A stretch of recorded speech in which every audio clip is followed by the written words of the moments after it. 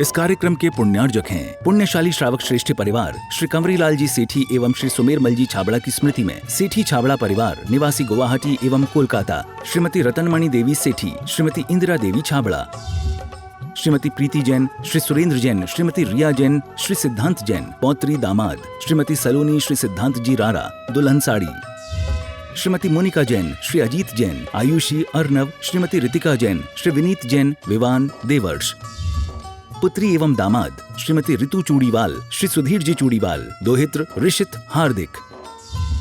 Firm Indira लॉजीज, warehousing और logistic park, Guwahati Assam. Computer vision work, वितरण घर Guwahati. Navkar www.navkargroup.in। Aluminium framework प्रणाली, कॉलम बॉक्स शटरिंग और वस्तु उत्पादों के निर्माता, कोलकाता पश्चिम बंगाल।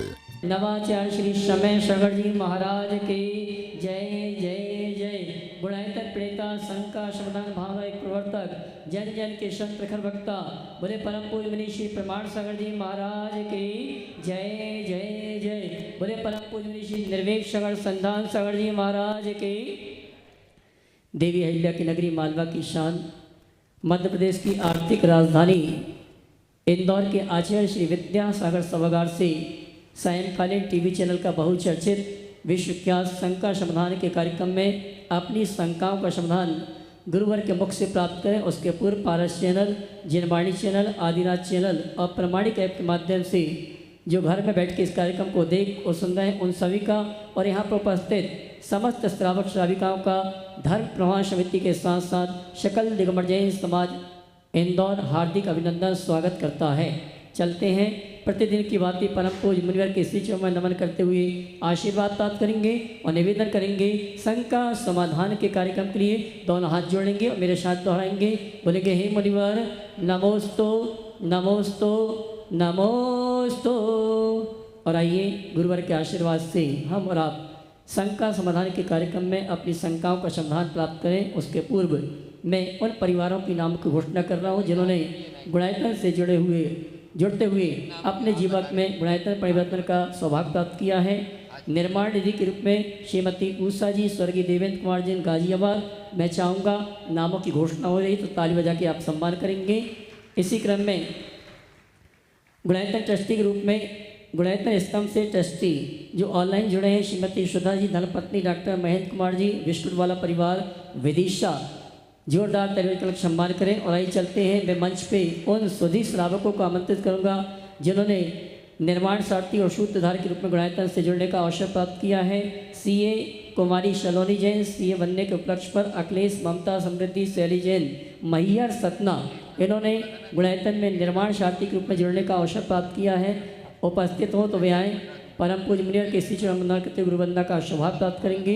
इसी क्रम में अभी मेरे पास एक नाम आया है जिन्होंने निर्माण सारथी के रूप में गुणायतन से जुड़ने का अवसर प्राप्त किया है। श्रीमान नरेंद्र कुमार जी, स्वर्गीय गुणमाला, स्वर्गीय राकेश जी, रजनी जी, मुकेश जी, मधु जी, रचित जी, नम्रता जी, प्रचित, मिताली जी, प्रिंस, प्रियांशी जी, पलाश जैन, नंदानगर, इंदौर। वे आए, परम पूज्य मुनिवर के श्री चरण वंदना करते गुरुवंदना का सौभाग्य प्राप्त करें। और इनके सम्मान के लिए मैं आमंत्रित करूंगा हमारे गुणायतन के श्रोमणी संरक्षक श्रीमान अशोक जी दोषी और हर्ष जी आएंगे। आइए आ जाइए। और आइए इसी क्रम में मैं आमंत्रित करूंगा जिन्होंने गुणायतन में सूत्रधार के रूप में जुड़ने का अवसर प्राप्त किया है। पहुंचिए। अभी नहीं आए क्या?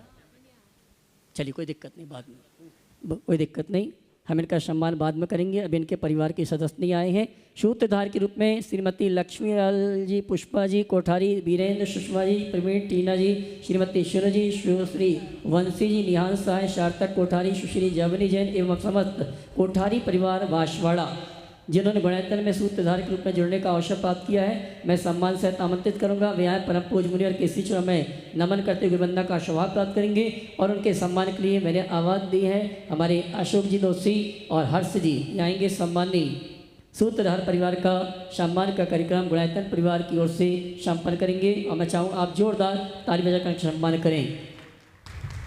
और आइए शंका समाधान का कार्यक्रम का आनंद हम और आपने आप सभी की ओर से परम पूज्य मुनिवर संधान सागर जी महाराज से निवेदन है आगे के कार्यक्रम के संचालन के लिए दोनों हाथ उठा के जयकारा लगाएंगे। बोले परम पूज्य मनीषी प्रमाण सागर जी महाराज की। गुरुवर के चरणों में हाँ अपन चले।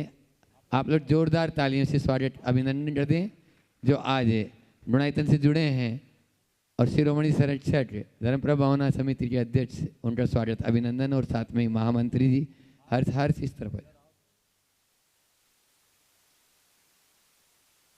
और मैं चाहूँगा आज का प्रथम प्रश्न भी ये लोग यहीं से कर ले ताकि हाँ पुष्पा जी,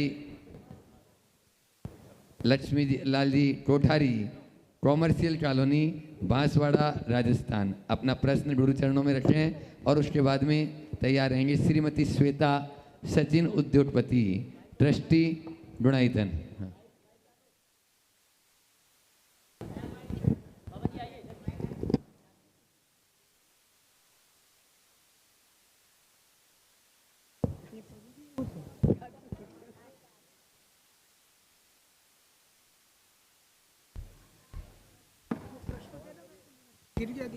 आप प्रश्न बोलिए।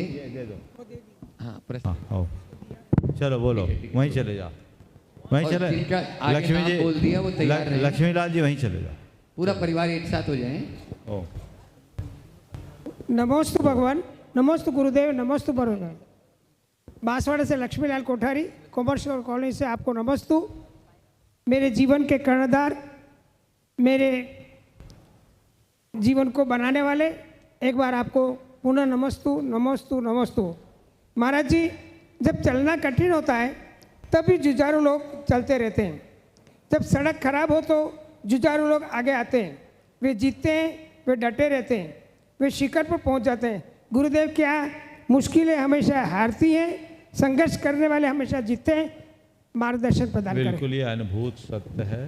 मुश्किलें हारती है, संघर्ष जीतता है। और जो संघर्ष करते हैं उत्कर्ष उनका ही होता है। इसलिए जीवन में उत्कर्ष चाहिए तो सतत संघर्ष करने के लिए तत्पर रहिए। नमोस्तु भगवान, नमोस्तु। श्रीमती श्वेता सचिन जी उद्योगपति गुणायतन। नमोस्तु महाराज श्री। और उसके बाद में तैयार रहेंगे एक मिनट, एक सवाल और दे दो। हाँ, एक प्रश्न और कर रहे हैं पुष्पा जी का परिवार कर लें। और उसके बाद में आगे सुनील राणा जी डाल्टनगंज अपने परिवार के साथ में तैयार रहेंगे यहाँ पर उपस्थित। मुनि भगवान को मेरा कोटि कोटि नमन प्रभु। भगवान, मेरा क्वेश्चन ये है कि 15 साल पहले हम धर्म के स्वरूप को नहीं जानते थे और अब हम धीरे धीरे धर्म के स्वरूप को जानने लगे और परिणामों में विशुद्धि आने लगी है। तो जो पहले जो पाप कर्म हुए हैं उसका फल जो बंद हुआ है, पाप कर्मों का बंद हुआ है, उसमें कोई निर्जरा हो सकती है क्या? होती है क्या? हो गया उसको भूल जाओ, जो करना हो उसे याद रखो। अगर करने की बात को याद रखोगे तो फिर सब गड़बड़ हो जाएगा। नमस्ते भगवान। माइक। नमोस्तु महाराज श्री। सचिन उद्योगपति और उसके बाद में तैयार रहेंगे सुनील राणा डाल्टनगंज, ट्रस्टी गुणायतन, और उनके सम्मान के लिए राकेश रजनी जी गोदा, शिरोमणि संरक्षक गुणायतन तैयार रहेंगे वे बाद में। अभी बैठे। हाँ बोलो श्वेता जी। नमोस्तु गुरुदेव। नमोस्तु गुरुदेव। आपके इंदौर आने से पूरा इंदौर धर्ममय हो गया है। गुरुदेव, मेरे को एक शुगर की बीमारी बहुत ज़्यादा परेशान कर रही थी। अभी मेरी शुगर 250 के आसपास थी, पर भावना योग करने से 125 हो गई है महाराज श्री। और सारे डॉक्टरों ने इंसुलिन प्लान कर दिया था एडमिट करने का, पर महाराज श्री मैंने आपकी शंका ये भावना योग किया 1 महीने तो काफ़ी फर्क पड़ा है मुझे। महाराज श्री शाम को भी कर सकते भावना? बिल्कुल, दिन में 3 बार करो और ज़्यादा फर्क पड़ेगा। बहुत सुंदर। गुरुदेव, लगभग 250 शुगर थी और डॉक्टर ने बोला था कि इंसुलिन लगाना पड़ेगी। पहले दवाई पे थी तो इंसुलिन लगाना पड़ेगी। भावना योग किया जब अपना यहाँ पे कैंप लगा था 3-4 दिन का, और जब से आधा घंटे की कर रही हैं, लेकिन मेंटेन है। करीब 120-125 के करीब शुगर आ गई है। फुल एपिसोड 90 दिन तक करिए, देखिए क्या चमत्कार जी। बहुत सुंदर। महाराज श्री, एक क्वेश्चन और करना है। मेरे को बैक में बहुत ज़्यादा प्रॉब्लम है, डॉक्टरों ने ऑपरेट करने का ही बोल दिया है, रीढ़ की हड्डी है। ये महाराज जी कैसे ठीक होएगा, आपको जिसका थोड़ा उपाय बताएं। भावना योग करो, वजन घटा लो, ठीक है संभवतः महाराज वो भी जी। ठीक हो जाए। नमस्ते चलिए। महाराज। ओ हाँ, अपने बीच में सुनील जी रारा डाल्टनगंज से ट्रस्टी डोनाइथन और उनका सम्मान करने राकेश रजनी गोदा। परम पूज्य गुरुदेव के चरणों और उसके बाद में तैयार परिवार डॉक्टर बाबा अजय जी, नमोस्तु गुरु जी, नमोस्तु नमोस्तु नमो।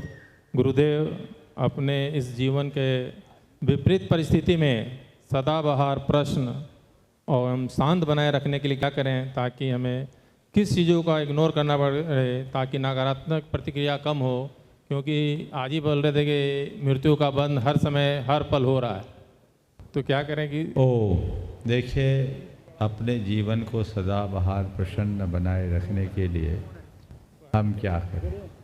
तो जीवन को सदाबहार प्रसन्न बनाए रखने के लिए अपनी सोच में सकारात्मकता को प्रतिष्ठित कीजिए। जिसकी सोच सकारात्मक होती है वो हर स्थिति में अनुकूलता का अनुभव और एहसास करता है, पहली बात। दूसरी बात, मन में पेशेंस रखिए। पेशेंस ही तो नहीं रहता हमारा से। तो अगर सोच की सकारात्मकता आएगी तो धीरज आए, और धीरज को बढ़ाने के लिए नियमित भावना योग कीजिए। भावना योग का बड़ा प्रगाढ़ प्रभाव पड़ता है और ये हमारे जीवन में व्यापक बदलाव है। गुरु जी अभी जैसे आ रहे थे, जैसे अपन किसी के साथ होता है कुछ उल्टा सीधा हो जाता है, अपन सॉरी बोल देते हैं तो आपस का मैत्री हो जाता है, लेकिन ये डॉक्टर ये सॉरी कहता है तो अनर्थ हो जाता है। अगर डॉक्टर इसी शब्द को बोलता है तो शब्द का इतना परिवर्तन क्या हो जाता है। बस समझ लो, शब्द का अपना कोई अर्थ नहीं होता, शब्द से जुड़े संदर्भ ही उसका अर्थ प्रकट कर। ओ आज अपने बीच में भोपाल से डॉक्टर अजय जी, डॉक्टर गौरवी जी जो शिरोमणि संरक्षक हैं, वे यहाँ पर उपस्थित हैं। जोरदार ताली से स्वागत अभिनंदन करते हैं। और चाहूँगा दिलीप जी गोदा उपाध्यक्ष और अपने नवीन जी गोदा वे भी आ जाएं, और हाँ महिला रानी जी दोषी आ जाएं, वे भी आ जाएं, और साथ में उनका स्वागत अभिनंदन। ये भी सब शिरोमणि संरक्षक ही हैं, स्वागत करने वाले भी सब तीनों शिरोमणि हैं, और स्वागत जिनका हो रहा है वे भी शिरोमणि, इसलिए जोरदार तालियां बजा दीजिए। और उसके बाद में तैयार रहेंगे सिद्धार्थ जी जैन सतना, अपने बीच में आज उपस्थित हैं। ओ बोलिए। नमोस्तु महाराज जी। जब हमारा विपरीत समय आता है तो ज्योतिष शास्त्र के अनुसार 9 ग्रहों का बहुत प्रभाव बताया है। क्या जैन धर्म में भी इनका प्रभाव है, और अगर है तो हमें मार्गदर्शन कीजिए। दशलक्षण के दिनों में हमने इस विषय पर पर्याप्त प्रकाश डाला था, आपने सुना होगा जी। देखिए, नवग्रह हमारा कुछ भी बनाते बिगाड़ते नहीं है, ये केवल एक प्रतीक है। हमारे जीवन का शुभाशुभ हमारे शुभाशुभ कर्मों पर निर्भर करता है। जी महाराज। तो जब हमारा शुभाशुभ कर्म जिस रूप में हमसे जुड़ता है, हमारा जीवन वैसा बनता है। अभी नवग्रह क्या है आपने पूछा है, आज मैं पुनः इस पर प्रकाश डाल देता हूँ, क्योंकि इस विषय में लोगों की बड़ी भ्रांतियां हैं और इन भ्रांतियों का निवारण होना चाहिए। ब्रह्मांड में जो तत्व है वही तत्व हमारे शरीर में, यद पिंडे तद ब्रह्मांडे। जैसे एक बाहर संसार है वैसा एक भीतर संसार, और जो ब्रह्मांड के तत्व हैं वे सौर ऊर्जा से प्रभावित होते, सौर मंडल से प्रभावित होते हैं, क्योंकि ऊर्जा का सबसे बड़ा स्रोत वही है जी। और ये जितने भी सौर मंडल के ग्रह, नक्षत्र हैं, उपग्रह हैं, ये सतत भ्रमणशील रहते हैं, ये भ्रमण करते हैं, और इनका जो मूवमेंट होता है इनकी रफ्तार से होता है, अपने अपने तरीके से होता है, पर इनके मूवमेंट से ब्रह्मांड के तत्वों का जो समीकरण है वो चेंज हो जाता है, केमिस्ट्री बदल जाती है। और ब्रह्मांड के तत्वों में परिवर्तन आने से हमारे शरीर के तत्वों के साथ उनका तालमेल बिगड़ जाता है, उससे हमारे शरीर के रसायन भी प्रभावित होते हैं। तो हमारे ज्ञानियों ने एक विज्ञान विकसित किया कि कौन सा व्यक्ति कब जन्मा, किस परिस्थिति में जन्मा, जिस समय जन्म लिया उस समय कौन सा ग्रह नक्षत्र किस लाइन में था, किस स्थान पे था, उसके आधार पर उस समय जन्म लेने वाले व्यक्ति के शरीर में किन तत्वों की प्रधानता होगी, और वो मूवमेंट जैसे जैसे होगा रसायन भी वैसे वैसे बदलेंगे, और वो रसायन बदलेंगे तो इधर से उसका तालमेल बनेगा, बदलेगा। और जब हमारे शरीर के रसायनों का सामंजस्य बदलता है तो हमारे कर्म और आत्मा का भी एक रासायनिक संबंध है, वो भी परिवर्तित हो जाता है। तो उससे हमारे कर्म बदलते हैं, कर्म बदलते हैं तो हमारे भाव बदलते हैं, भाव बदलते हैं तो उसका परिणाम भी बदलता है, शुभ अशुभ होने लगता है। तो ज्ञानियों ने इसको पकड़ा कि ये एक बहुत बड़ा तत्व है, इसको हम पकड़ लें और इसके आधार पर विश्लेषण करें तो बहुत कुछ फलित हो सकता है। तो उनने उनको पकड़ करके एक गोचर बनाया, वो एक संकेत है, और उसके आधार पर ये बता दिया कि ये व्यक्ति है, अभी ये ग्रह है, इसके लिए इसका प्रभाव है। आप देखते हैं महादशा विंशोत्तरी क्रम में महादशा, अंतरदशा, प्रत्यंतर दशा आदि की निकाली जाती है, और उन सबका टाइम रहता है, इतने तारीख से ये दशा, इतने तारीख से ये दशा, इतने तारीख से ये दशा। तो वो हमारा कुछ नहीं कर रहे हैं, वो तो मूव कर रहे हैं, अपने स्वाभाविक प्रक्रिया के अनुसार मूव हो रहे हैं। लेकिन उनके मूवमेंट से हमारे शरीर के तत्वों में जो परिवर्तन है उससे हमारे कर्मों में परिवर्तन है, और कर्मों के उस परिवर्तन का परिणाम से हमारे जीवन में परिवर्तन घटित होता है। समझ गए? तो उसके लिए हम क्या करें? उन ग्रहों को मत पूजिए जी महाराज जी, अपनी विशुद्धि को बढ़ाइए। अब लोगों ने ग्रहों को पूजना शुरू कर दिया जी, और हम तो ऐसे भी लोगों को जानते जो ग्रह नक्षत्र के पूजक थे, बड़े बड़े ग्रहों के मंदिर बनाए, वो ही शिक्षों के अंदर गए। नाम आप लोगों ने सुना होगा, मैं नहीं बोलूं। जी महाराज जी। तो उनका ग्रह कहाँ चला गया? मैं आप सबसे कहता हूँ, ग्रह मत उतारो, परिग्रह उतारो, आनंद में रहो। नमस्ते महाराज जी। विशुद्धि बढ़ाओ। और ज्योतिष शास्त्र खुद कहता है जब तीव्र स्थितियां होती है तो कोई निमित्त काम नहीं करता। हम अपनी आध्यात्मिक साधना से प्रारब्ध में किंचित परिवर्तन कर सकते हैं, लेकिन कर ही ले, कोई नियम नहीं है। इसी को बोलते हैं होनहार। तो ज्योतिष एक विज्ञान है, उससे हम चीज़ों को जानना बुरा नहीं है, लेकिन जानने के साथ उसके निवारण में टोटकेबाजी से बचे, ठट कर्मों से बचे। आज वो बहुत बढ़ गया। आध्यात्मिक साधना, पूजा, प्रार्थना, उपासना करे जिससे अपनी भाव विशुद्धि से बाहरी प्रभाव को किंचित कम किया जा सके। अब बहुत लोगों ने अपनी दुकानें खोल ली जी, परिस्थितियां गड़बड़ाती है तो इस पंडित के पास जाओ, उस पंडित के पास जाओ, इस ज्योतिषी के पास जाओ, उस ज्योतिषी के पास जाओ, ये नक पहनो, वो नक पहनो, ये करो, वो करो, सारी दुनियादारी। उसके बाद भी वही हाल होता है जो होता है। तो भैया इतना सब चक्कर लगाने की जगह आध्यात्मिकता को आत्मसात करो और जीवन का पथ प्रशस्त करो, तो रास्ता अपने आप प्रशस्त हो जाएगा। बाकी चीज़ें कहीं नहीं रह पाएगी। एक घटना सुना दूं? जी जी महाराज जी। बहुत पहले मैंने एक कहानी पढ़ी थी। इसे हटा दो। एक पत्रिका निकलती थी दैनिक भास्कर की इस समूह से, शायद आज भी निकलती होगी, आहा जिंदगी। जी महाराज जी। 2003 या 4 में उसका एक अंक था। पहले मैं उसका नियमित पाठक था, 4-5 साल मैंने उसे नियमित पढ़ा। उसका एक अंक था ज्योतिष अंक। उसमें एक बड़ा अच्छा प्रसंग लिखा था कि अलवर के राजा को, उस समय ब्रिटिश गवर्नमेंट थी, एम्पायर ऑफ इंडिया नाम का एक खिताब देती थी। किसी ने कह दिया कि मुंबई का एक बड़ा ज्योतिषी है, वो आप उससे पूछो कि आपको ये खिताब मिलेगा कि नहीं मिलेगा। राजा ने कहा ठीक है, उसको बुला।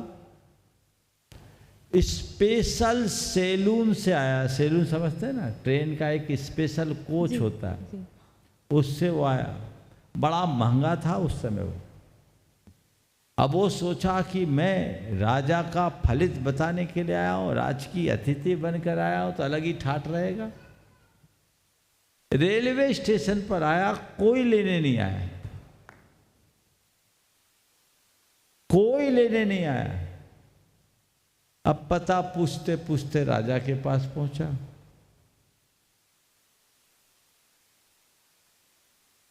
राजा ने उसका जब परिचय जाना, बोले यहाँ क्यों आए? बोले आपका भविष्य बताने। यहाँ क्यों आए? बोले आपका भविष्य बताने। बोले मुझे भविष्य की कोई चिंता नहीं, इसे जेल में डाल दो। उसे जेल में डाल दिया गया। कुछ दिन बाद राजा भ्रमण के लिए गुजरा। उसने कहा मेरा क्या अपराध, मुझे तो आपके बुलाने से ही मैं यहाँ आया था, मुझे तो आपका भविष्य बताना था। बोले बंधु, तुम मेरा भविष्य बताने आया, अपना भविष्य क्यों नहीं जान पाया कि मुझे जेल भी जाना पड़ सकता है? काश अपना भविष्य देख सकता। मैं इन सब विषयों के विषय में इतना ही कहना चाहूँगा, ज्योतिष मानो मैं भी मानता हूँ, पर ज्योतिष को ही सब कुछ मत मानो। मुझसे किसी ने एक बार पूछा, महाराज आपका ज्योतिष पर विश्वास है? मैंने कहा मेरा ज्योतिष पर विश्वास है, पर ज्योतिषियों पर नहीं। ज्योतिष पर विश्वास है, ज्योतिषियों पर नहीं। क्यों? आज के दौर में ऐसा कोई ज्योतिषी दिखता ही नहीं जिसका प्रेडिक्शन 100% सही हो। 60% अगर सही निकल गया तो बहुत है। पास्ट को बताने वाले बहुत मिल जाएंगे, कर्ण पिशाचिनी वाले, पर जो भविष्य जानने गए उसे बताने वाले बहुत कम। और ऐसा तो कोई भी ज्योतिषी, एक माला डाल लो गले में और बैठो, कॉमन बातें बताओ, 40-50% तो तुम्हारी भी तुक्का में निकल जाएगी सही। इसलिए इन सब बातों से ज़्यादा वास्ता मत रखो, अशुभ को शुभ में खपाने की कोशिश करो। समझ गए? ज्योतिषी लोग मन से नाराज हो जाएंगे कि महाराज हमारी दुकानदारी बंद करा रहे। मैं किसी की दुकानदारी बंद नहीं करता। ज्योतिष से परामर्श लीजिए भी तो उसी ज्योतिषी से लीजिए जो आपके मनोबल को ऊंचा करे। ज्यादातर ज्योतिषी आपका मनोबल तोड़ देते हैं, फिर अपनी मुट्ठी में लेते हैं, और आप उनकी ग्रिप में तभी आएंगे जब आपका मनोबल टूटेगा। आपको इनकरेज करे, चिंता मुक्त करे और सही मार्गदर्शन दे, आध्यात्मिक सत्परामर्श दे, तो सच्चे अर्थों में वो हिताकांक्षी कहलाएगा, अन्यथा टोटकेबाज। नमोस्तु महाराज। नमोस्तु महाराज। अपने बीच में आज देश के सुप्रख्यात विद्वान पंडित जगनमोहन लाल जी शास्त्री जी के सुपुत्र यहाँ पर सपत्नीक उपस्थित सिद्धार्थ जी जैन सतना, जोरदार ताली से उनका स्वागत अभिनंदन कर दें। और उनके सम्मान के लिए इस पूरे चातुर्मास के मुख्य यजमान मुकेश जी पाटोदी वे आ जाएं और उनका वहीं पर सम्मान कर दें। चंदन बाला जी अभी आ जाएं, मुकेश चंदन बाला पाटोदी दोनों आ जाएं और वे सम्मान यहाँ कर देंगे। उसके बाद में तैयार रहेंगे डॉक्टर वीरचंद जी अग्रवाल वाराणसी। नमोस्तु गुरुवर, आपके चरणों में कोटि कोटि नमोस्तु। संधान सागर जी के चरणों में नमोस्तु, चुल्लक जी के चरणों में इच्छा में। हे गुरुवर, अभी बैठा बैठा देख रहा था, सामने कैमरा चल रहा और कैमरे के सामने से कोई निकल जाता है तो उसमें एक धब्बा आ जाता काला, वो रील उसको डिलीट या कट वट ना करो। इसी प्रकार कितने बार हमने ऐसा किया होगा कि 5-5 हजार की जनता बैठी उसके सामने से बीच में निकल गए, गुरुदेव के दर्शन 2 सेकंड के लिए बाधित कर दिए। कितने बार शांति धारा के सामने से निकल गए और जब पीछे जनता देख रही थी वो हमें देखने लगी और भगवान के दर्शन बाधित हो गए। तो ये तो कट करके और डिलीट करके निकाला जा सकता है। जो हमने इस प्रकार के दुष्कर्म किए ये कैसे निकलेंगे गुरुदेव? देखिए, बात बिल्कुल सही है। यदि हमने किसी बाह्य पदार्थ को कोई आग लगाया तो उसे बहुत आसानी से अलग किया जा सकता, लेकिन अंतरात्मा में लगे हुए दाग को साफ करने के लिए बड़े जतन की आवश्यकता है। तो हमें जतन पूर्वक उस दाग को साफ करना है, और हमारी साधना का मूलभूत प्रयोजन भी वही जतन है। अपनी चेतना को जगाएं, भाव विशुद्धि हमारे सारे दागों को दूर कर देगी। यही तो कर्म निद्रा का आधार, इसलिए उस भाव विशुद्धि को जगाना चाहिए। मैं चाहूँगा एक बार सिद्धार्थ जी का जोरदार करतल ध्वनि से अभिनंदन कीजिए। ये एक बहुत अच्छे सुश्रावक और बैया वृत्ति में निपुण, निष्णात और दक्ष हैं, अनुभवी हैं। इन्होंने सैकड़ों लोगों की उत्तम संलेखनाएँ कराई है, और आज भी इनके मार्गदर्शन में कई लोगों की संलेखना हो रही है, होती है। ऐसे व्यक्तित्व का जोरदार अभिनंदन करना चाहिए। डॉक्टर वीरचंद जी अग्रवाल वाराणसी, और उनके सम्मान के लिए मैं बुला रहा हूँ, हाँ, उनके सम्मान के लिए मैं बुला रहा हूँ अविनाश जी प्रवक्ता विदिशा और हर्ष तृप्ति जैन, वे भी आ जाएं और उनका वहीं पर सम्मान कर दें, पूरे परिवार का, डॉक्टर वीरचंद जी अग्रवाल। और उसके बाद में तैयार रहेंगे प्रभा कांति जैन, रुचि जैन, सब परिवार अपने बीच में दिल्ली से यहाँ पर उपस्थित हैं। आज NCR से वे अपना प्रश्न रखेंगे।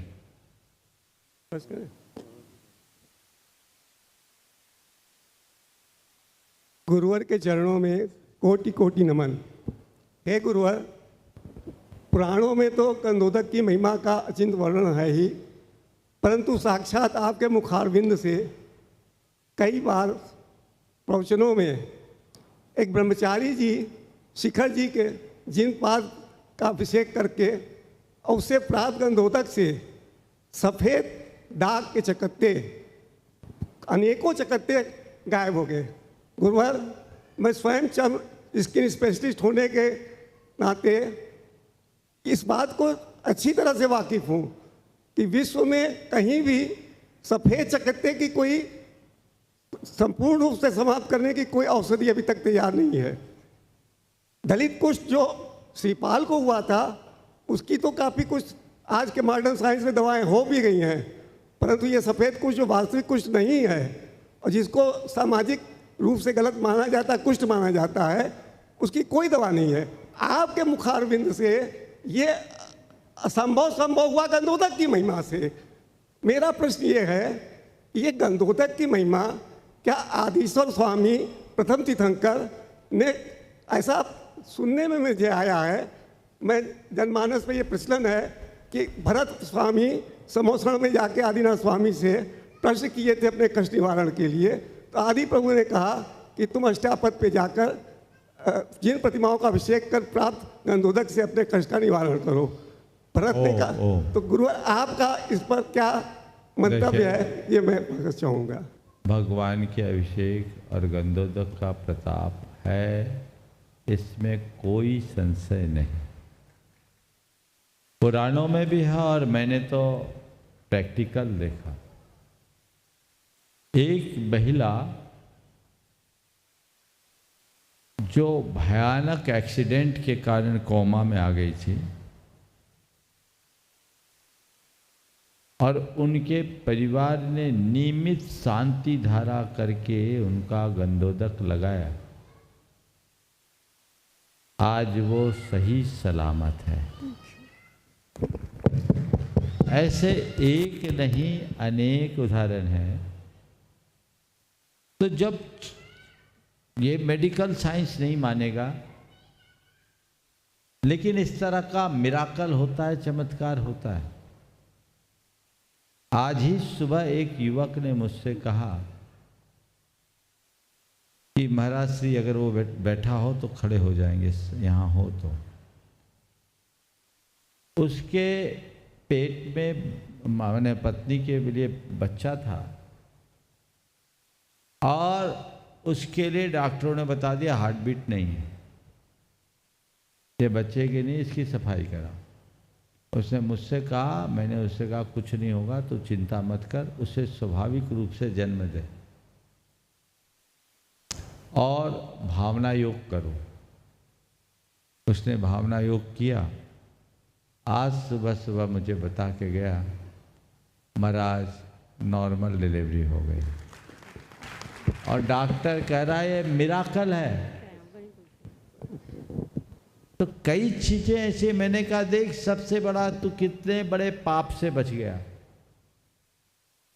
कितने बड़े पाप से बच गया। डॉक्टर ने तो कहा था सफाई करा दो, मैंने मार डालते तुम। मैंने कहा अवसर तो मिला, जब तक आयु रहेगा। तो कई अनुभव है जो तर्क नहीं है, जो प्रत्यक्ष अनुभूत सत्य है, उसके लिए तर्क की जरूरत क्या? समझ गया? जहां तक भरत चक्रवर्ती के लिए भगवान ऋषभदेव के द्वारा कहने की बात सुसंगत नहीं है, मेरे स्मरण के अनुसार पुराणों में ऐसा कुछ देखने में नहीं आया। हाँ, भरत चक्रवर्ती ने जब अशुभ सपने देखे तो उसका मन उद्विग्न हुआ और अपने मन की उद्विग्नता को दूर करने के लिए उन्होंने भगवान का अभिषेक, शांति किया और पात्र दान दिया, जो इस बात का प्रमाण है शांति धारा करने से शांति हो। अगला, हाँ अगला नाम रुचि प्रभाकांत जी जैन, इंद्रपुरम दिल्ली NCR से, और इनके भी स्वागत सम्मान के लिए मैं आमंत्रित कर रहा हूँ। चातुर्मास के अध्यक्ष आ जाएं और वे उनका वहीं पर पूरे परिवार के, हाँ आ जाएं, पूरा परिवार का स्वागत कर दें। रानी दोषी, चंदन बालाजी भी आ जाएं, मुकेश पाठक जी भी आ जाएं। नमोस्तु गुरुदेव। मेरा प्रश्न है कि आपका ये लाइन लिखा हुआ है कि अशुभ समय जितने समय के लिए टले उतना शुभ है। तो गुरुदेव मेरा प्रश्न है कि अशुभ समय क्या है और इसकी पहचान कैसे कर सकते हैं? नमोस्तु गुरुदेव। देखो अशुभ समय क्या है, जब हमारे मन के विरुद्ध चीजें होने लगे, जीवन में कुछ अटपटा घटने लगे, समझ लो अभी अशुभ समय आ गया। मन अशांत, उद्विग्न, बेचैन, परेशान, ये समझ लो अशुभ है। कष्ट संकट आए, समझ लो अशुभ है। और ऐसे अशुभ समय को टाल दो जितना हो। जब अशुभ समय हो तो उस समय शुभ प्रसंग को अपनाना शुरू कर दो, अशुभ समय अपने आप टल जाएगा और उसको आप जितना टालोगे उतना शुभ हो। नमोस्तु गुरुदेव।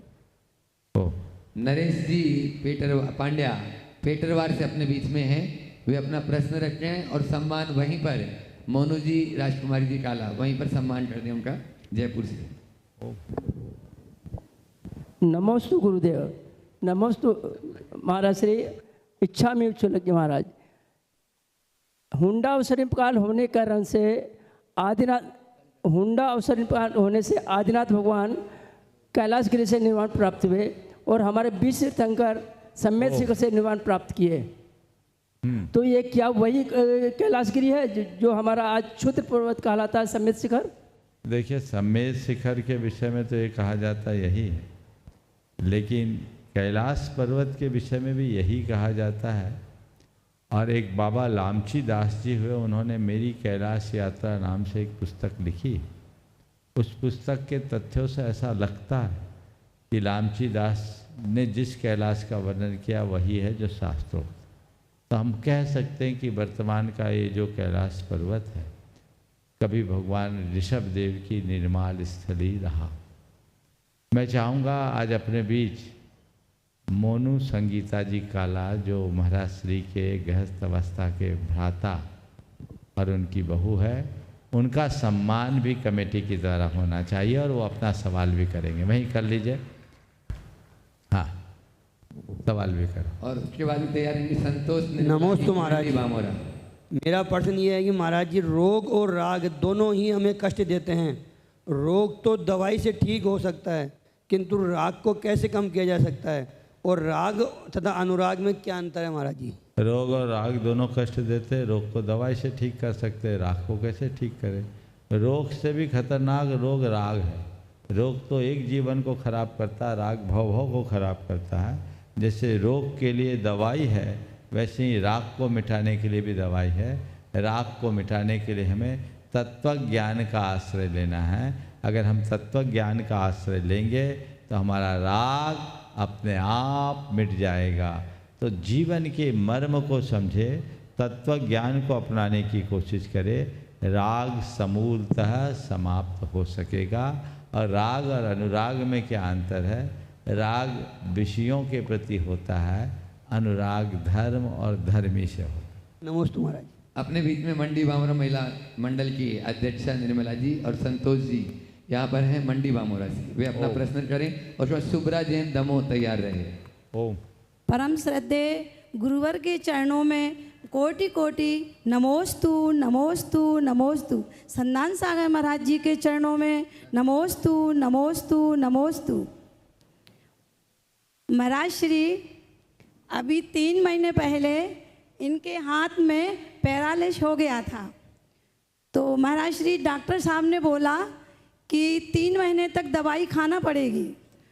भोपाल दिखाया, फिर हमको मन में आया कि दवाई तो हम बाद में लेंगे, पहले महाराज श्री के पास चलेंगे और महाराज श्री से आशीर्वाद लेंगे। तो महाराज श्री ने ऐसा आशीर्वाद दिया, कहा कि भावना योग करो 5 मिनट का। हमने कहा महाराज श्री हाथ में तो बहुत सूजन है, कैसे हाथ जोड़ पाएंगे? तो महाराज श्री ने कहा नहीं, 5 मिनट तक करिए। बस जो 5 मिनट तक भावना योग की महाराज श्री, और 2 दिन में जो 3 महीने की दवाई दी थी वो 2 दिन में ही ठीक हो गया हाथ। ऐसा चमत्कार है गुरुवर, आपके चरणों में जीवन भर ऋणी रहूँगी। पता नहीं पूरा धड़ भी रह जाता तो हम क्या करते, पर आपकी जो श्रद्धा थी वो अभी सामने है कि 2 दिन दवाई खाने से नहीं, मात्र 2 दिन भावना करने से ही ठीक हो गया। गुरुवर आपके चरणों में कोटि कोटि नमोस्तु नमोस्तु नमोस्तु। परम श्रद्धेय गुरुवर, जब विदिशा में 4 प्रतिमाओं का लंदन ले जाने का था, तब वहाँ पर एयरपोर्ट पहुँचे तो सारे जो लोग थे उन लोगों ने वहाँ पर दर्शन किए और कहा कि जो वहाँ पर महाराज श्री हैं उनने तीनों महाराज जी ने इसमें सूर्य मंत्र दिया है। तो वो बोलने लगे पुलिस वाले, सूर्य मंत्र क्या होता है? फिर उन्होंने कहा आप हमको भगवान जी के दर्शन कराइए। तो विजय भैया जी भी थे, 2 प्रतिमा इनके हाथ में दी, 2 विजय भैया जी के हाथ में थी। तो उनने दोनों प्रतिमा 4 प्रतिमाओं को दर्शन करके और कुछ भी नहीं कहा और बोले इनको जाने दो, कुछ भी नहीं देखना इनका। तो वहाँ पर कुछ भी हम लोगों का चेकिंग भी नहीं किए, कुछ भी नहीं किया। महाराज श्री प्रतिमाओं का और आपके सूर्य मंत्र का भी बहुत प्रभाव पड़ा महाराज। बहुत सुंदर, ये भक्ति का प्रताप है। चलिए आगे। सुब्रा जी जैन दमोह, वे अपना प्रश्न रखें। और आज अपने बीच में अग्निबाण पेपर से सुनील जी जैन है, वे भी अपना प्रश्न रखेंगे। यदि यहाँ पर उपस्थित है मंच पर आ जाएं। मुनीश संघ के चरणों में नमन। हे गुरुदेव, 1940 के दशक में हिंदी साहित्य में एक बहुत अच्छी पंक्ति लिखी गई कि परंपरा और रूढ़ी में एक बहुत बारीक अंतर है कि परंपरा जो है वो व्यक्ति के विवेक के साथ संवाद करने की क्षमता रखती है। परंपरा अर्जित किया सत्य है और रूढ़ी वो है जो हमें दी गई है। आज 60 सालों के उपरांत भी जब जो मेरी समझ है कि परंपरा और रूढ़ी का जो अंतर है वो और इतना बारीक हो गया है कि परंपरा को तो हम आधुनिकता का लबादा उड़ाकर विस्मृत करते जा रहे हैं, और जो रूढ़ियाँ हैं वो कुरीति का रूप लेकर एक पीढ़ी से दूसरी पीढ़ी आगे बढ़ती जा रही हैं। तो गुरुदेव, मेरा प्रश्न ये है कि परंपरा और रूढ़ी के अंतर को हम कैसे समझें, और जब हम कैसे हम ये तय करें कि ये परंपरा हमें आगे बढ़ानी है कि ये रूढ़ी है। नमोस्तु गुरुदेव। बहुत अच्छा सवाल है। पहला वाक्य आप फिर से दोहराइएगा। परंपरा मनुष्य के विवेक के साथ संवाद करने की क्षमता रखती है। बहुत सुंदर। परंपरा मनुष्य के विवेक के साथ संवाद करने की क्षमता रखती है और ये बहुत ही यथार्थ सत्य है और हमें इसे अच्छे तरीके से समझने की कोशिश करनी चाहिए। जहाँ तक रूढ़ी की बात है, रूढ़ी हमारा पतन कराती है, पर आपने जो कहा बिल्कुल ठीक है कि आधुनिकता के नाम पर हमने परंपराओं की उपेक्षा की और रूढ़ियों का अंधानुकरण करना शुरू कर दिया। आपने रूढ़ियों को कुरीति के रूप में कहा। आज तो मैं फैशन को भी रूढ़ी के रूप में देखता हूं। मैं तब बड़ा अचंभित रह जाता हूं जब आज के पढ़े लिखे युवक युवतियों को फटे कपड़े पहनते देखता हूं। ये परंपरा तो नहीं है, ये आधुनिकता के अंधानुकरण का कुफल है ना?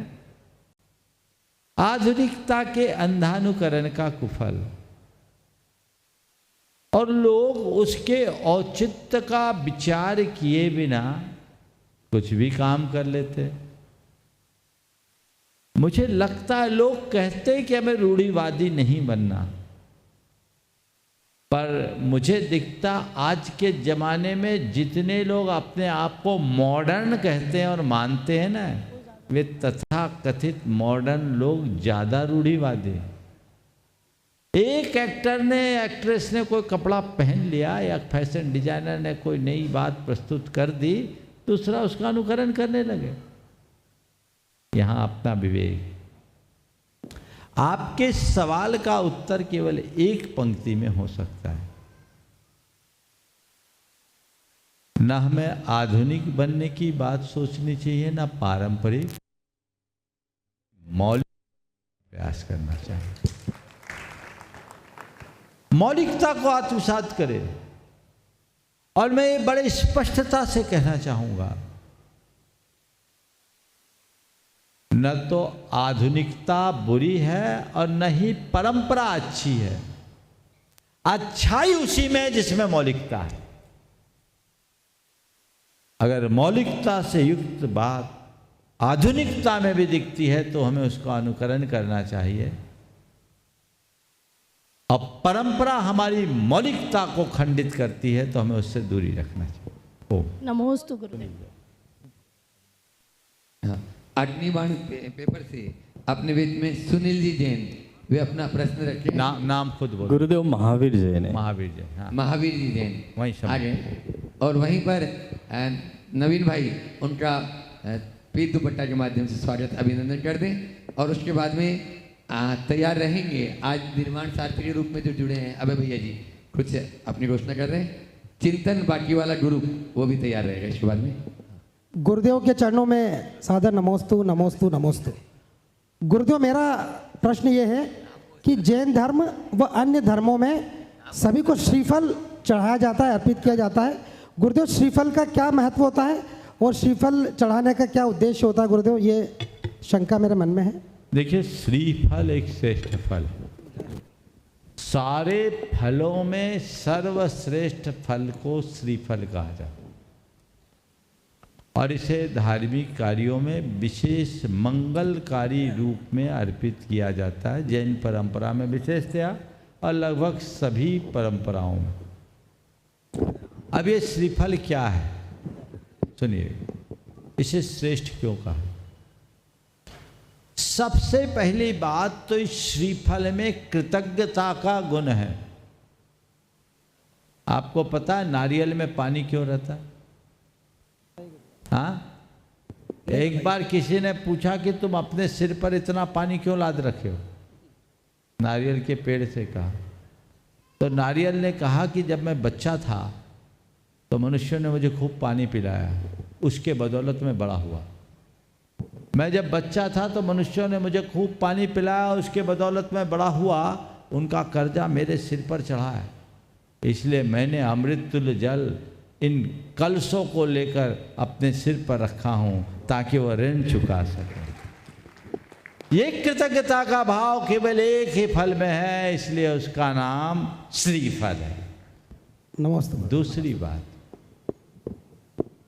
वो श्रीफल भेद विज्ञान का भी द्योतक है। जब पक जाता है तो आप देखते हैं उसकी नरेटी अलग होती है और अंदर का गरी गोला अलग होता है, तो जो बताता है ये ऊपर का चोला अलग है, भीतर की आत्मा अलग है। ये भेद विज्ञान का द्योतक है, इसलिए श्रीफल। नमस्ते गुरुदेव। नमस्ते गुरुदेव। और आइए मैं आमंत्रित करूंगा निर्माण सारथी ग्रुप में जिन्होंने गुणायतन से जुड़ने का अवसर प्राप्त किया है, अपना प्रश्न और साथ में सम्मान के लिए आमंत्रित करूंगा रजनी जी, रंजन जी, गुणमाला जी, राकेश जी, मुकेश जी, नंदा नगर परिवार इंदौर व्यायाम परम पूज मुनिवर के श्री चौमनवार के गुरु वंदना का सौभाग्य प्राप्त करेंगे। और इनके सम्मान के लिए आवाज़ दूंगा दिलीप जी गोधा व्यायाम और सम्मानी निर्माण सारथी स्मृति चंदन। दिलीप जी गोदा आएंगे, सम्मानी निर्माण सारथी का सम्मान का कार्यक्रम संपन्न करेंगे। अपना प्रश्न। महाराज श्री, आप सबके चरणों में त्रय बार नमोस्तु। शुल्लक जी महाराज जी इच्छामी। महाराज जी, जिस दिन त्याग धर्म था उसी दिन आपके प्रवचन मैंने सुने और उन प्रवचन में इतना मेरे को ऐसा लगा कि मेरी कोई एक वस्तु में आज त्याग करूं। तो आज के दिन मेरे जीवन साथी से मेरा वियोग हुआ था, तो इसीलिए उस दिन मैंने सोने की बिछिया आज त्याग करने का उसी दिन सोच लिया था, लेकिन त्याग था तो मैं कुछ कर नहीं सकती थी। इसलिए आज महाराज जी उसकी जो राशि आई है उस राशि को देके हम लोग आज के दिन निर्वाण सारथी बनने का सौभाग्य आपके आशीर्वाद से हुआ। महाराज जी, आप सबका आशीर्वाद पूरे परिवार पर बना रहे। नमोस्तु। महाराज जी, मेरा एक क्वेश्चन बहुत दिन से 4 साल से ही चल रहा है। ये क्वेश्चन इसलिए पूछ रही हूँ कि ये मेरे जीवन साथी के साथ ही था, क्योंकि उस दिन जिस दिन उनका जिसे किसी व्यक्ति का सीरियस हो रहा है और उस टाइम सारा परिवार उनके लिए कहीं शांति धारा, कहीं सिद्ध क्षेत्र अतिशय क्षेत्रों में शांति धारा करवा रहे हैं, कहीं पर उनके लिए गंधोदक बुलवा रहे हैं, कहीं पूजा पाठ जाप तप जो भी सब कर रहे थे महाराज जी। तो वो सारा पुण्य क्या उस व्यक्ति के साथ जाता है, क्या परिवार के द्वारा किया गया सत्कर्म या जो भी धार्मिक कार्य किया है? नमस्ते महाराज जी। पहले तो मैं आपका आशीर्वाद दूंगा कि आपकी श्रद्धा और भावना इसी तरह बनी रहे। नमस्ते। हाँ, कर दीजिए, ले लीजिए। आप लोग ताली जोरदार बजा दें। देखिए किस तरह से अपनी बिछिया उन्होंने डुणायतन के लिए देखा है, आज निर्माण सारथी के रूप में जुड़ी। बहुत अच्छा। आपने जो सवाल किया है कि किसी व्यक्ति के अस्वस्थ और गंभीर शारीरिक स्थिति में उसके निवारण के लिए किए गए धार्मिक अनुष्ठान का पुण्य किसके साथ जाएगा? देखिए, दूसरे के लिए हम जो पूजा और प्रार्थना करते हैं वो हम अपने हृदय से सद्भावनाओं को छोड़ते हैं और हमारे द्वारा प्रेषित सद्भावनाएं कई बार प्रभाव डालती है, प्रार्थना का प्रत्यक्ष लाभ मिलता है और लोगों के जीवन की सुरक्षा में कारण बन जाती है। लेकिन ये एक बहुत बड़ा सत्य है कि मणि मंत्र तंत्र बहु होई, मरते न बचावे कोई। हमारे साथ आपत्ति विपत्ति हो, हम पूजा प्रार्थना करें, लेकिन यदि पूजा प्रार्थना के बावजूद कोई लाभ न मिले तो हताश न हो। आप बीमार पड़ते हो, डॉक्टर के पास जाते हो, बड़ा बड़ा ट्रीटमेंट लेते हो, लेकिन जितने लोग डॉक्टर से ट्रीटमेंट लेते हैं क्या स्वस्थ हो ही जाते हैं? बोलो। नहीं होते हैं महाराज। कुछ गंभीर बीमारियां तो ऐसी जिनके कारण डॉक्टर के पास जाने के बाद भी वे सुरक्षित नहीं आते। होता है? होता है। तो क्या ऐसा देखकर आप डॉक्टर के पास जाना बंद कर देते हैं क्या? नहीं जाते हैं। उसके बाद भी डॉक्टर के पास जाते, क्योंकि डॉक्टर कहता है हम जो कर सकते हैं वो करेंगे, बाकी तो अपना अपना भाग्य है। इसी तरह पूजा पाठ धार्मिक क्रियाएं करो और उसमें कदाचित सफल न भी हो तो हताश मत हो। हम जो कर सकते थे वो हमने कर दिया, बाकी उसका अपना आयु कर्म है।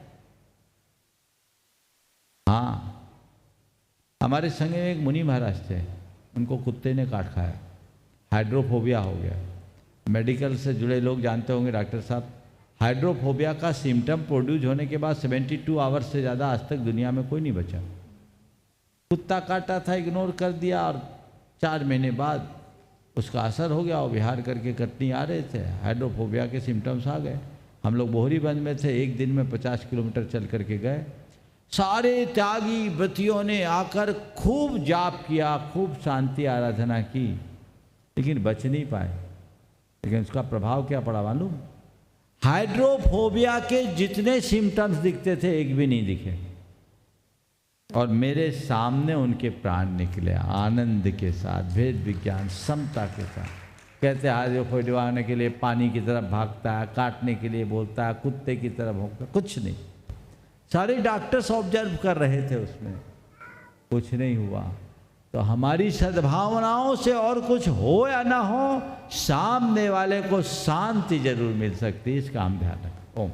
अपने बीच में आज दैनिक भास्कर समूह से चौहान जी यहाँ पर उपस्थित हैं, और लोग भी आ जाए। अनिल जी और लोग, हाँ अनिल सीए जी, अनिल सीए भी साथ में हैं, और आ जाए। वे अपना प्रश्न जो भी पूरी टीम के साथ में हैं, चौहान जी, राहुल स्पॉट, आप बोल दो, वहीं पर उनका स्वागत अभिनंदन कर देंगे। आप बोलो, आप बोलो। हाँ, इसके बाद चिंतन, हमारे बीच उसके बाद में अंत में चिंतन। श्रीमान दीपक जी किशोर चौहान जी, ओम चौधरी जी हमारे बीच उपस्थित हैं। विशेष प्रयोजन के साथ गुरुवर के श्री चरण नमन करते हुए आशीर्वाद प्राप्त करने आए हैं, और इनके सम्मान की आवाज़ दूंगा हमारे शेर साहब अनिल जी और राहुल जी, और साथ में कमेटी के पदाधिकारी भी यहाँ पर जावे। हाँ, आप सवाल कर लीजिए। चौहान जी अपना प्रश्न करें, और उसके बाद में चिंतन बाकी वाला अपनी टीम के साथ में। गुरु जी के चरणों में कोटि कोटि प्रणाम, नमस्तुते। गुरु जी, मेरा आपसे सवाल थोड़ा सा आध्यात्मिक तो है ही, साथ में जीवन और मरण से परे है। मेरा सवाल आपसे ये है कि जिस प्रकार धर्म ग्रंथों में 84 लाख योनियों की बात की गई है, तो मैं आपसे ये जानना चाहता हूँ कि इंसान की मृत्यु के बाद पुनर्जन्म होता है, या फिर इंसान को 84 लाख योनियों में भटकना पड़ता है अगर वो हैं, या उसके बाद मनुष्य जन्म प्राप्त होता है। तो मनुष्य जन्म क्या ये जो जिसमें अभी हम जी रहे हैं वो अंतिम है, या फिर और भी भविष्य में कोई संभावना है कि मृत्यु के बाद मनुष्य जन्म मिल सकता है? देखिए, जहाँ तक पुनर्जन्म का सवाल, तो भाई जन्म है, मरण है, तो जन्म तो होगा ही। जस नत्थी पुरो पच्छा तस्स मज्जो कुआसिया, जिसका आगा पीछा नहीं उसका बीच कैसे हो सकता है। तो आज हम जन्मे तो कहीं से मर के आए, और मरेंगे तो कहीं ना कहीं जन्मेंगे। अब कहाँ जन्मेंगे? तो संसार में जन्मेंगे। संसार में कहाँ जन्मेंगे? 84 लाख योनियों में जन्म। अब आपका सवाल है कि 84 लाख योनियों में मनुष्य योनि क्या अंतिम है? नहीं, मनुष्य योनि अंतिम नहीं, उत्कृष्ट है। और जब हम कुछ विशिष्ट पुण्य अर्जित करते हैं तब मनुष्य योनि प्राप्त करते हैं। बड़े भाग मानस तन पावा, सुर दुर्लभ सब ग्रंथ ही गावा, इसलिए कहा। लेकिन ऐसा मत समझना कि हम मनुष्य एक ही बार बने, हम अनंतों बार मनुष्य बन चुके। लेकिन मनुष्य बनने के बाद जिसकी आध्यात्मिक चेतना जागती है वे ही भाव भ्रमण से बच पाते हैं, बाकी सभी संसार सागर में गोते लगा। चिंतन दीपक जी पूछेंगे? दीपक, हाँ दीपक, एक प्रश्न दीपक जी कर लें, इनका हो जाए। समस्त गुरु जी को मेरा प्रणाम। मेरा बस सवाल था गुरु जी कि मनुष्य के जीवन में कर्म जो है वो किस भांति उस कर्म से इंसान को, मनुष्य को बेसिकली आकार मिलता है अपने जीवन को व्यतीत करने के लिए। देखिए, कर्म की अपनी एक प्रक्रिया है। जैसे अभी मैं बोल रहा हूँ वो सब रिकॉर्ड है, ऐसे हम प्रतिपल मन से, वचनों से, शरीर से कोई ना कोई एक्टिविटी करते हैं। उस एक्टिविटी के निमित्त से हमारी आत्मा में एक विशेष प्रकार का वाइब्रेशन, उस वाइब्रेशन के प्रभाव से हमारे इर्द गिर्द कुछ विशेष प्रकार के परमाणु होते हैं, आकर्षित हो जाते हैं और वो हमारी आत्मा में चिपट जाते हैं, जो हमारी आत्मा के संस्कार बनकर आत्मा से जुड़ते हैं और कालांतर में वे ही हमें अच्छा और बुरा फल प्रदान करते हैं, जो कर्म कहलाता है। तो जो हम संस्कार अपनी चेतना में जमा लेते हैं वही हमारा कर्म बनकर भावी जीवन को आकार देता है। इसलिए हम अपने कर्म को सुधारना चाहते हैं तो प्रवृत्तियों को सुधारें। जब हमारी प्रवृत्ति सुधरती है तभी परिणति सुधरती। धन्यवाद गुरु जी। चिंतन जी। एक ओम जी। हाँ गुरुदेव, मेरा ये सवाल है, एक जीवन में कर्म होता है, धर्म होता है, दान होता है और मोक्ष होता है। ये तीनों चीज़ तो समझ में आती है, मोक्ष कब मिलता है और ये क्या होता है गुरुजी? देखिए, मोक्ष है क्या? मोक्ष का मतलब छुटकारा। छुटकारा किससे? जिससे हम बंधे हैं। हम बंधे किससे? कर्मों से बंधे हैं, जो हमारी चेतना को परतंत्र करती है। और इन चेतना की परतंत्रता के कारण हमारी सारी आत्मशक्तियाँ कुंठित हो गई। जब तक वो कर्म हमारी आत्मा से जुड़ा है तब तक बंधन है, संसार है।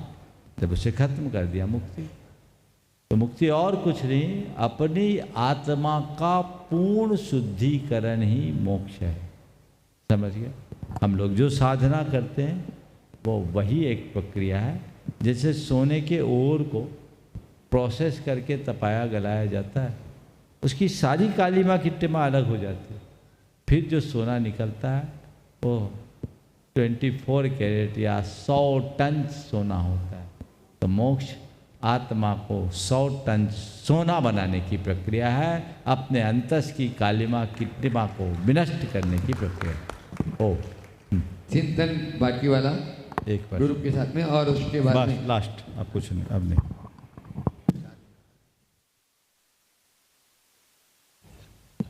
बोलो। नमोस्तु गुरुदेव, आपके श्री चरणों में नमोस्तु। संतान सागर महाराज के श्री चरणों में नमोस्तु। कल संतान सागर जी महाराज का अवतरण दिवस था। कुछ पंक्तियाँ जो मैंने गाई हैं वो मैं श्री चरणों में प्रेषित करना चाहता हूँ 1 मिनट के अंदर। बिना बारा तीर्थ पर दीक्षा है धरी, मोह की काली घटा दिल से है छटी, संयम का पथ तुमने स्वीकार कर लिया, विद्या सागर में समर्पण कर दिया, मोक्ष का संधान तुमने है पा लिया, प्रमाण सागर में समर्पण कर दिया। ज्ञान की ज्योति अगर जिसको है मिली, अनुभव की सौरभ कली जिसको है खिली, प्रमाण का जीवन अनोखा जो जिया, प्रमाण सागर में समर्पण कर दिया। गुरुदेव, इसी के साथ एक प्रश्न है। कल जो घटना घटी जिसमें शंका समाधान पूरा नहीं हो पाया कि कुछ परिंदे और कुछ जीव जो आ गए और उसके कारण शंका समाधान बीच में ही रोकना पड़ा, तो वो तो अपनी आयु के, अपने जन्म के हिसाब से, मतलब उनका आयु के हिसाब से जन्म लेते हैं और स्वतः ही उनको उनका मरण प्राप्त होता है। उसमें हम सबको दोष कैसे क्यों लगता है? देखिए, जो जन्मे मरे, अपने निमित्त से जन्मे मरे, वो अपनी जगह है। लेकिन किसी के जन्म मरण में हम निमित्त बने, ये अच्छी बात नहीं है। इसलिए मुझे एक भी दिख जाते हैं तो मैं तुरंत कार्यक्रम रोक देता हूँ। और इसीलिए आज कार्यक्रम को हमने पहले से किया, और ये हर साल होता है, 10-5 दिन ऐसे ही करना पड़ता है। इसलिए जो हमने कार्यक्रम का समय परिवर्तित किया है, अगली सूचना तक ये समय ऐसे ही चलेगा। आज आपने बहुत अच्छी पंक्तियाँ महाराज श्री के लिए बोली, एक बार जोरदार अभिनंदन कीजिए। बंधु, आने वाले अष्टानी का पर्व में सिद्धचक्र महामंडल विधान का भव्य आयोजन यहाँ होने जा रहा है। आप सब लोगों की उसमें सहभागिता होनी चाहिए। और मंडल तो पूरे सुनिश्चित हो गए, बहुत सारे वेटिंग है, लेकिन जिन लोगों को मंडलों में का सुअवसर, उनको मंडप में आने का मौका मिल रहा है। और मैं तो समझूंगा भाग्यशाली हैं कि एक मंडल की जगह 108 मंडलों में उनको रहने का मौका मिलेगा। तो जिन्हें नहीं मिल पाया या जो अवसर लेना चाहते हैं वे शीघ्रातिशीघ्र अपना स्थान सुरक्षित कराएं ताकि मंडलों का लाभ ले विधान में अपनी उपस्थिति दर्ज कराकर आनंद ले सके। ये ऐतिहासिक आयोजन आपके इंदौर नगर में पहली बार होने जा रहा है और इस पूरे विधान के बाद 108 रथ यात्रा का आयोजन ये भी पहली बार होने जा रहा है। इसलिए जो भी इसमें अपनी सहभागिता प्रदान करना चाहते हैं वे शीघ्रातिशीघ्र जो 30 तारीख तक का समय आपको दिया गया है उसमें अपना स्थान सुनिश्चित करें ताकि आप इसका पूर्ण लाभ उठा सकें। और बाकी सूचना आप भैया देंगे। और कल से प्रातःकाल प्रवचन की एक अलग धारा, आध्यात्मिक धारा, भक्ति की गंगा में प्रवाहित होने के लिए हम भक्तामर गंगा में अवगाहित होंगे। और मैं सभी से कहता हूँ ये प्रवचन आप समय पर आकर सुने। भक्तामर स्तोत्र का आध्यात्मिक विवेचन, जीवन स्पर्शी विवेचन आप सबको सुनना है तो आपको समय पर आना होगा। इसमें थोड़ा भी विलम्ब करेंगे तो बहुत सारी चीज़ें आपके हाथ से छूट जाएगी।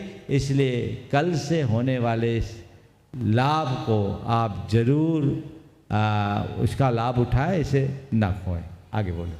सर के लिए सूचना है, मंडल नहीं मिल पाया लेकिन मंडप में इंद्रनाड़िक रूप में बैठने का सौभाग्य प्राप्त करना चाहते हैं। आवास व्यवस्था सहित राशि 31,000 रुपये की राशि है ये, जिस वस्त्र आदि व्यवस्था कमेटी के द्वारा, आवास व्यवस्था कमेटी के द्वारा दी जाएगी। और आवास व्यवस्था से रहित जो इंद्रनाड़िक रूप में इस मंडल में सम्मिलित होना चाहते हैं मात्र 21,000 रुपये की राशि के माध्यम से आप ये सौभाग्य प्राप्त कर सकते हैं। 30 सितंबर अंतिम तिथि है। ऑनलाइन ऑफलाइन आप ऑनलाइन के लिए प्रमाणिक ऐप में रजिस्ट्रेशन करा के आप ये अवसर प्राप्त कर सकते हैं।